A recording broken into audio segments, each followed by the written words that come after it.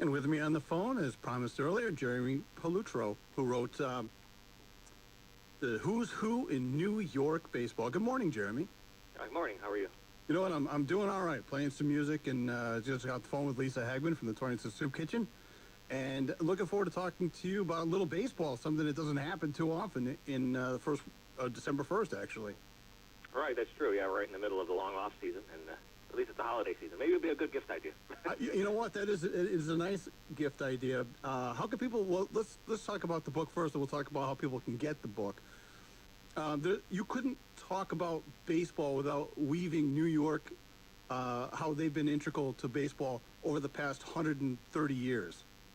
Oh, certainly. Yeah, there's been baseball since in New York since the 1880s, obviously. And first it was the Troy Trojans, which nobody's heard of, and they became the New York Giants.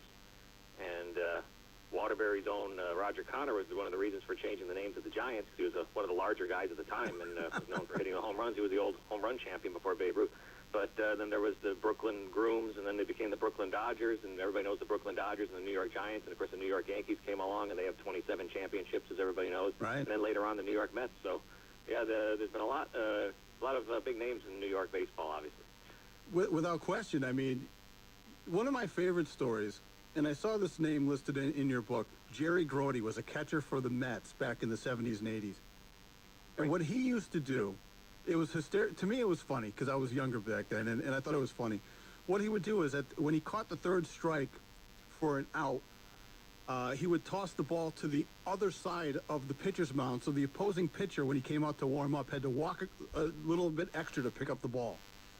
That's interesting. I never noticed that. I mean, I've seen some games that he was playing in at the time. I know Tom Seaver referred to Jerry Grote, I think, as his favorite catcher. That was his catcher that he remembers from his career the most when he pitched for the Mets. And yeah, no, at one time the players used to leave their gloves on the field. I can't picture them doing that now. Not now, no. That is odd for him to throw the ball, leave the ball over there like that. Yeah. Yeah, he would do it. I was watching the game, and I can't remember who the announcers were for the life of me.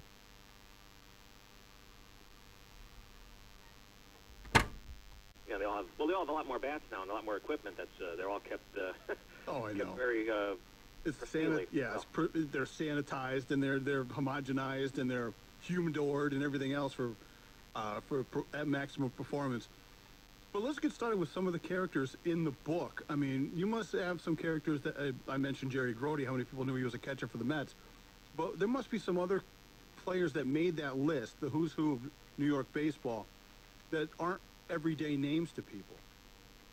No, yeah, there's a few, obviously from way back too. There's like George Burns, which obviously sounds like the old comedian who used to sit there and talk with the cigar in his hand. It's not the same guy. And there's another George Burns who played right around that time, so I had to distinguish between the two. He didn't. I got the right one. And I'm trying to think of who else. There's a couple of Larry Doyle. He was a very good player. You don't hear much about him, but he was way back in the other years. And then Jerry Grote too for the Mets. He didn't have the longest career. There's some players who didn't. It's hard to decide who should be in it when some of them did some significant things, but they might not have played there that long. There's also some players who aren't in the book who maybe seem that way as well. It's hard to draw the line. Oh, I mean, how do you draw 100 players, you know, from the 130 plus years of baseball in New York?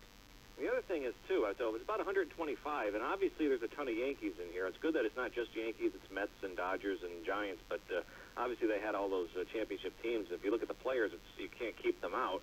But there's obviously even some other Yankees that people probably think of who are missing. There's even more, but the Giants have a lot, the Dodgers have a lot. The Mets was a little difficult. That's the only thing. The Mets had a lot of great players, but some of them didn't play there that long, so some of these names you hear of, and they're some of them aren't in here. But I had as many Mets in here as I could get. If you want to be fair, even whether it's the collage of baseball cards I have in the back cover pictures, I try to do a few top players from each team who's in the book. So it's just to be fair, but there's a lot of players from every team as much as I could. Yeah, absolutely. Things, just based on performance, integrity, their achievements, postseason performance, and things like that. So I mean, there's a bunch of different criteria to pick who should be in. Now, when you were putting this together, did you want to put a list 100 to 1, or did you just pick some of the bigger names and do a little background to each player? Yeah, there are a series of mini biographies, and then I picked a best season for their season in New York, and then their career totals. So we like to see a little bit of stats. People like to look at statistics, but it's not their whole career record or anything. It's not a whole stats section, but you can see some numbers in a little mini biography, their career in a nutshell. And but originally, believe it or not, I was almost thinking of doing one of those ranker lists, which, you know, I like those, but I don't like those sometimes. They're fun to see. But, of course, one point that it would make is if somebody looked at my list and how I ranked all these players, it might have it might do something for me in terms of showing that I know what I'm talking about. You'll see how many if people agree with how I ranked them. Say, gee, that guy's got the right idea, though. You know what I mean? But on the other hand, it started driving me crazy because I'd look at it and I'd see this person's name's here, but this person's a little higher. Should this person be a little higher? Should this person be a little lower? And it started to drive myself crazy. And I don't really want, you know, it bothers you too much. You're thinking about that too much. So I'd rather not have people thinking about what order everybody's in, even though it would prove that I know what I'm talking about and everything can rank them, sort of have the right idea. But I figure a lot of books just have a bunch of great players in it and whoever, and they have them listed alphabetically by last name. And I said, maybe that's good enough. Now, Let's do it that way. Did you pick just players? Are there executives? Are there managers? I mean, I don't think you could have the history of who's who in baseball in New York without Billy Martin somewhere in there. Right, yeah. It is actually referred to as who's who in New York baseball, the all-time greatest players.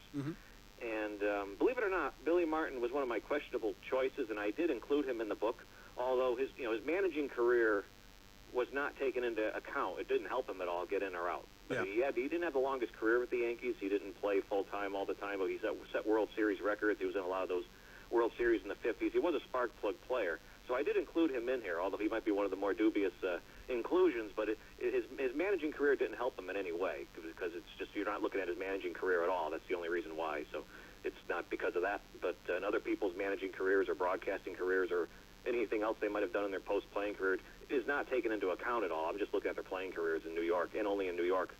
Absolutely, yeah. When Tom Seaver left the Mets, he went to Cincinnati, played for the Red Sox, the White Sox. I mean, there was a lot of other teams that he played for, but you kept it the who's who in New York baseball.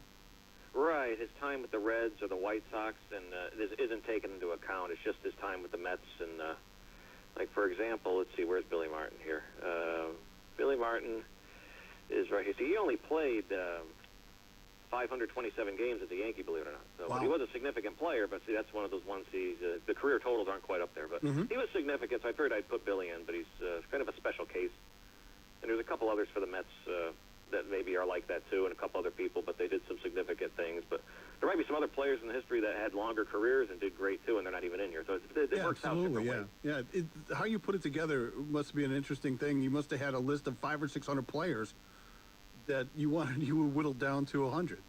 Right. Yeah. For each team, there's others that you could think of and say, they're not quite there. They did, they might have won one postseason award, but their career was so short. They kind of did that, but it was good. Or someone like Don Larson, like he pitched the perfect game in the World Series. You'd almost think he'd be in here, but he's actually not. If you look at his whole career, he wasn't, even a semi-Hall of Fame type of player. He was a good player. I think he had a good year that year, but that was about it. It just wasn't there that long.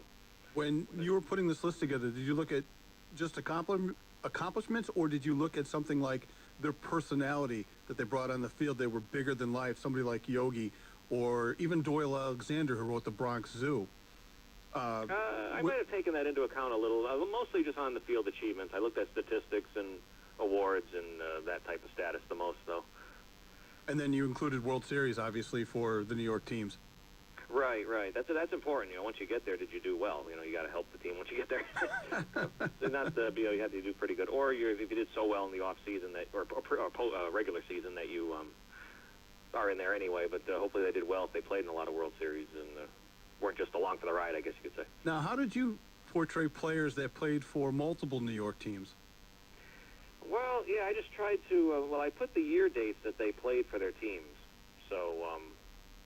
It'll just say that the year dates, and then whatever was the most significant that they did, I included in their mini biography, and just whatever their best season was, regardless of what team it was for, is what I picked. So I took it all into account, but it's just whoever they did the most for is what you read the most about. But it does list the multiple teams that they played for and the seasons that they played for them, though. Now this sounds like an ideal gift for people that are baseball fans, especially New York baseball fans. How can people go ahead and pick up this book? Yeah, whether you're 12 years old or playing baseball and you like baseball, or you're someone's grandfather, you probably, people of any age could enjoy this book if they like it. It's not the biggest book in the world, but I think what I did do is good. Could be added to anybody's collection, probably be useful for them. It's available on Amazon.com and also BarnesandNoble.com and maybe even some other retailers where you can go on and it has a page and you can purchase it like any other book or product. And this is also is it paperback, hardcover? Paperback. Paperback, and then it's also available on Kindle and electronic forms as well. Yeah, it is actually, yeah. And we're talking with Jeremy Pollutro, author of the book, The Who's Who in New York Baseball. Have you written other books along this way? Or is this something that you want to do specifically for baseball? Yeah, well, I did one previous book, actually, but it was a word search book, but it was baseball. It's called Championship Teams of Baseball Word Search Book, and I did a word search puzzle for every team that's ever won the World Series. Oh, no kidding.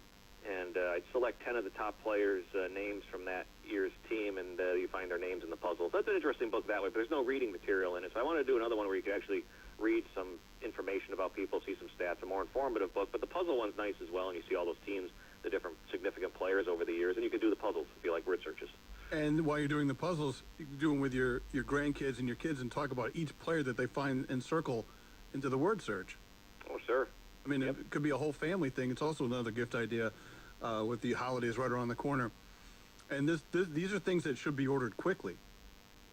Yeah, it does take some time, I guess, to get it. Yeah, right. They come fairly quick, but yeah, it depends. You never know with these days with the mail and everything else. Do you have favorite players from New York?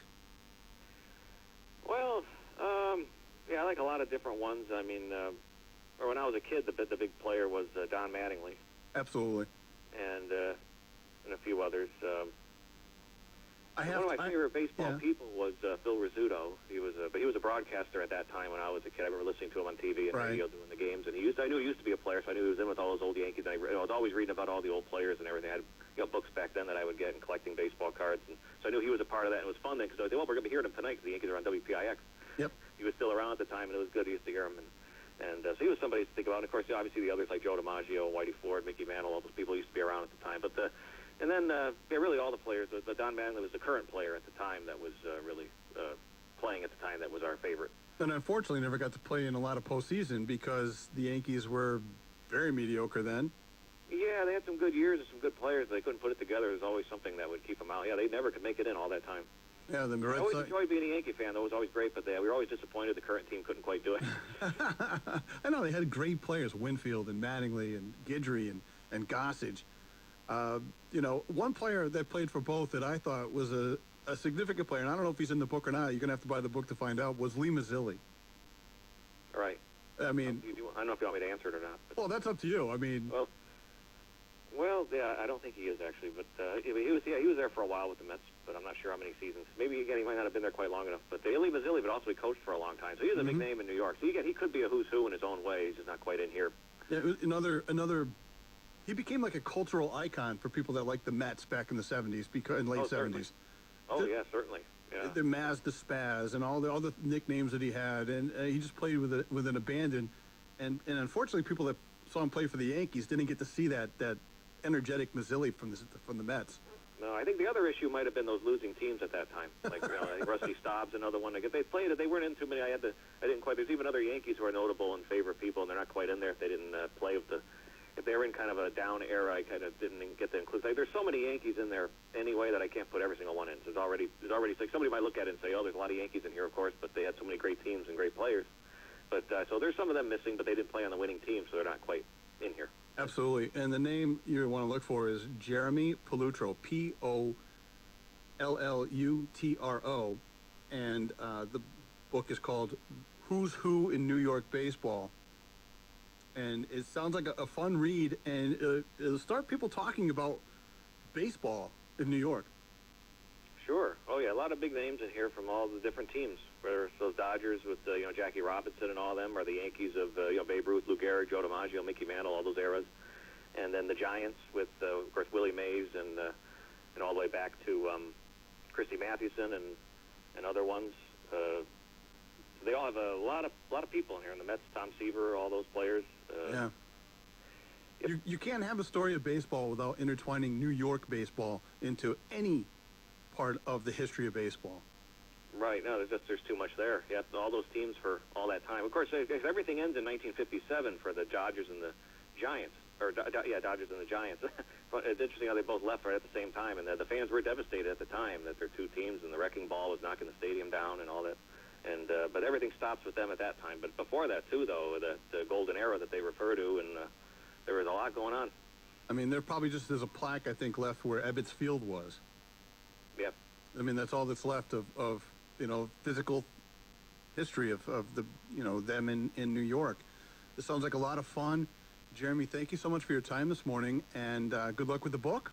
It sounds like an interesting read, and get people talking. How come he didn't put this person in? How come he didn't put that? He put this person in, but not. So there's going to be a lot of that, I hope. And, happy holidays to you and your family. All right, thanks. You too. Thanks for having me on. You're welcome, and we will talk soon, I hope. Anyway. Oh, thank you. And we'll get this out. Thank you very much. Again, it's available on Amazon, on Kindle, The Who's Who in New York Baseball. Jeremy, thank you. Yep, thank you. Get back to the music here on the Miscellaneous Morning Show, WAPJ Torrington.